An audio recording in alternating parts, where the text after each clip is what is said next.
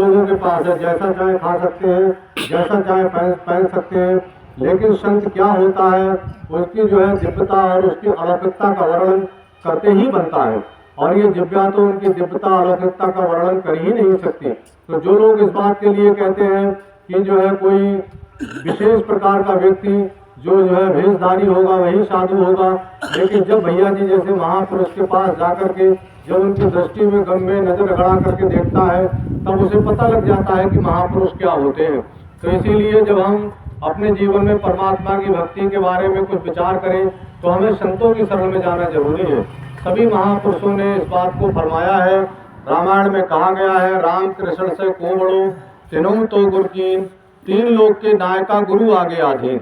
भगवान राम को ले ले, भगवान कृष्ण को ले ले। भगवान कृष्ण जी की पूरी शिक्षा जो है संदीपन ऋषि के आश्रम में हुई थी। भगवान राम जो है वशिष्ठ मुनि के आश्रम में जो है पूरी शिक्षा जो है विश्वामित्र जी आए थे और उन्हें अपने साथ ले गए। वशिष्ठ मुनि उनके कुलगुरु थे और उन्होंने जो है उनसे भी शिक्षा ग्रहण करी और जो है विश्वामित्र के आश्रम में जाकर के सारी शिक्षाओं को ग्रहण किया और गुरु के द्वारा बताए हुए रास्ते पर चलकर ही उन्होंने अपने जीवन में मर्यादा पुरुषोत्तम का नाम पाया। बड़े बड़े काम गुरु की शिक्षाओं पर चलकर ही किया। अगर हम लव कुश की बात कर लें तो वो भी जो है वो वाल्मीकि के आश्रम में रहे थे। और अगर हम बात करें धर्म की तो सबसे पहले एक रामायण जैसा महाकाव्य जो हिंदू समाज में माना जाता है, ये हम मानते हैं सर्वोत्तम महाकाव्य है।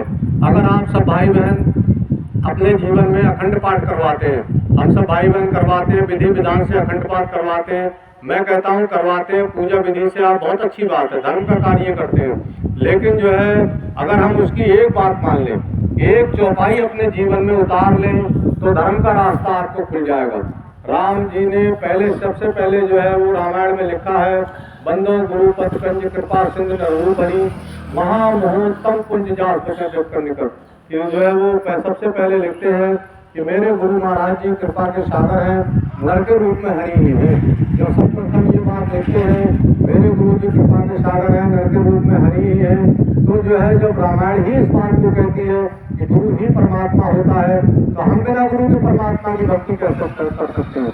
हम चाहे जिंदगी भर जो है पठन पाठन करवाते रहें, जिंदगी भर फूल पत्तियाँ चढ़ाते रहें, लेकिन जब हम रामायण को मानते हैं, रामायण की क्यों नहीं मानते हैं, प्रभु श्री राम को मानते हैं, उनकी बात क्यों नहीं मानते हैं। अगर हम उनकी बात को मानेंगे तो हमें रामायण की बात को मानना पड़ेगा और हमें उसके रास्ते पर चल करके अपने जीवन को यापन करना पड़ेगा।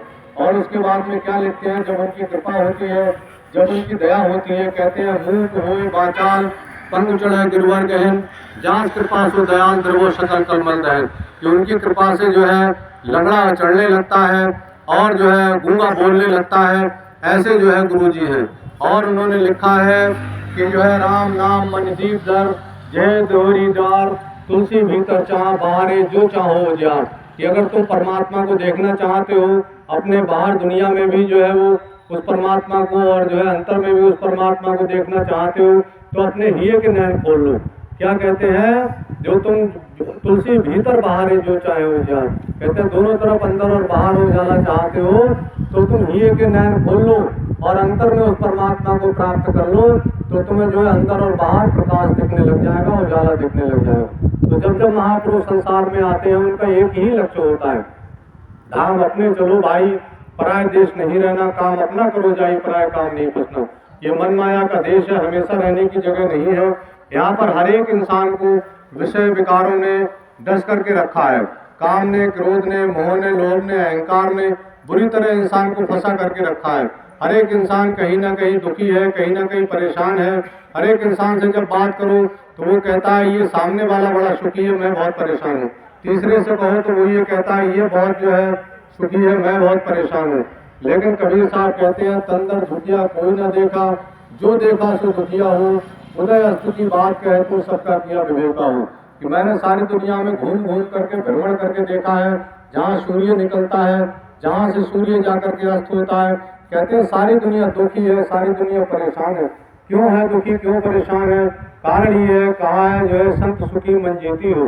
कि संतों को संसार में कष्ट होते हैं, परेशानियां होती हैं, लेकिन जो है वो अपने शिष्यों को भी वही शिक्षा देते हैं कि संसार में दुख परेशानी ये सारी चीजें चलती रहेंगी।